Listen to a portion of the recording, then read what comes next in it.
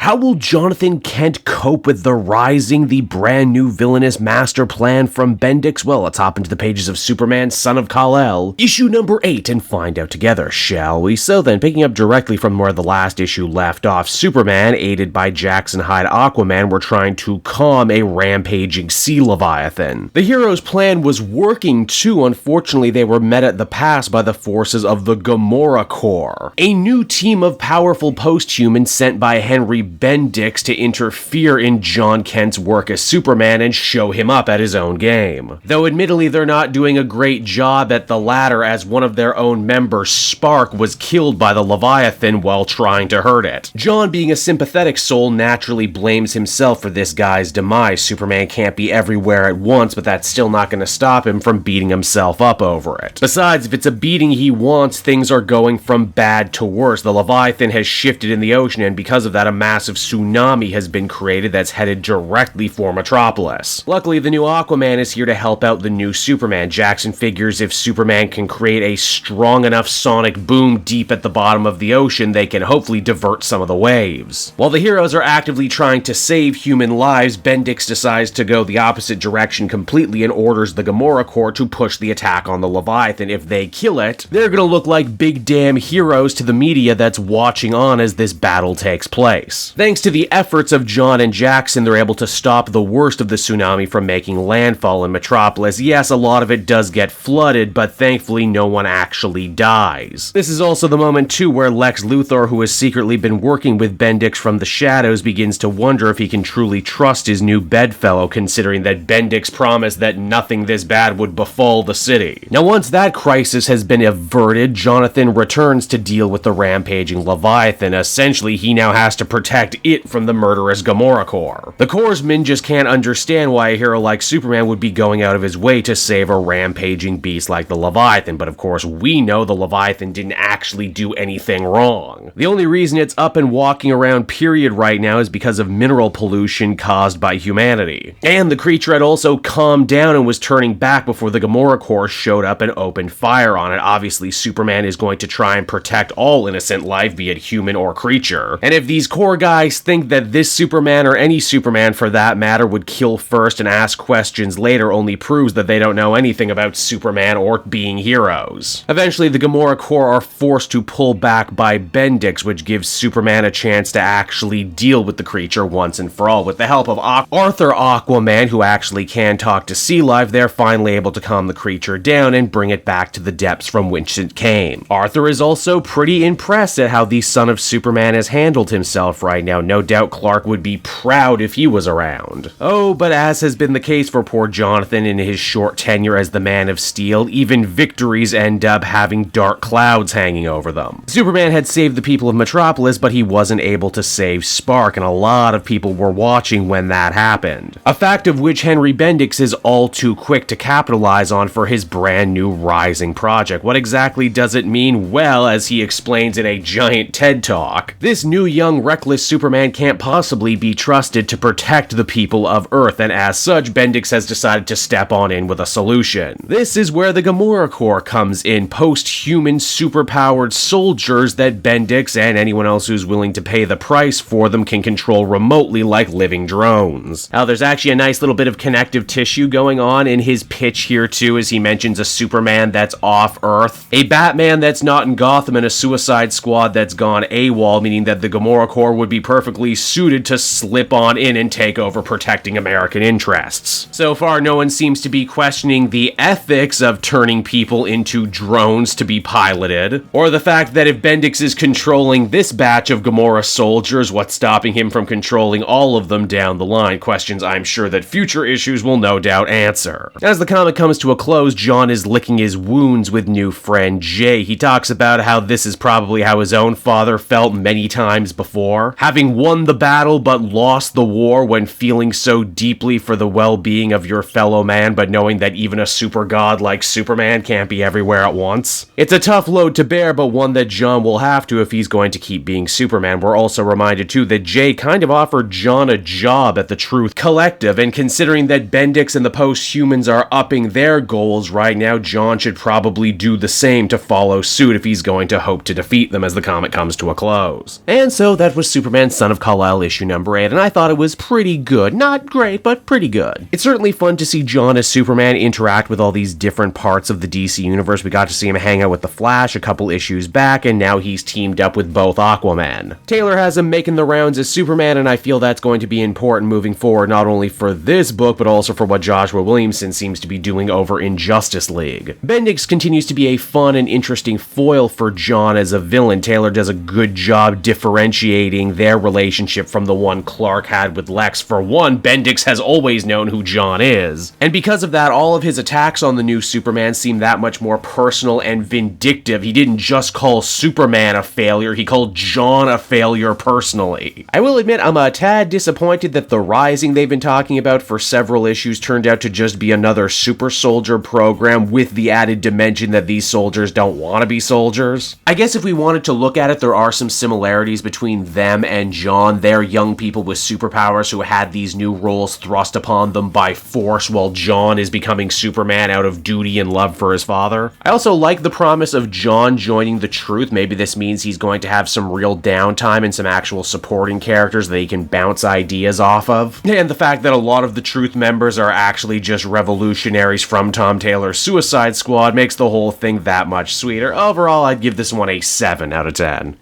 Hey there everyone, it's your old pal Cave Jewel, and if you're seeing me right now, that means you watched to the end of the video, which I am very appreciative of.